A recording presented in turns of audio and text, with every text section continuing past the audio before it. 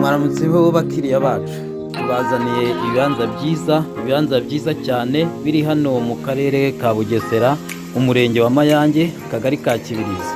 Ni ahantu heza cyane hari ibibanza byiza, murabona ko ni ibibanza 10, kimwe bamaze kugikuramo. Murabona ko ari ibibanza byiza, ni ahantu hafite viyu nziza, ikibuga cy'indege, ni ahantu hagiye kubakwa amashuri azaba ageretse.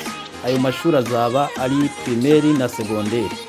Bakiriya bacu rero, iyi ni imari iri ahantu heza hafi ya kaburimbo muri metero 300 zonyine, ukaba ugeze kuri ibi bibanza.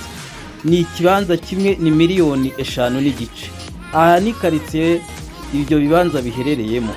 Bakiriya bacu rero, karibu muze mwihahire, tubashakira imari zitandukanye kandi ni imari nziza. Ni hafi y'umuhanda ujya kuri airport, ni umwe mu mihanda 3 izaba igera ku kibuga cy'indege. Aha rero ni ahantu heza cyane. Uyu ni umuhanda umanuka ujya ku bibanza muri metero nke 300 nk'uko nabibabwiye haruguru.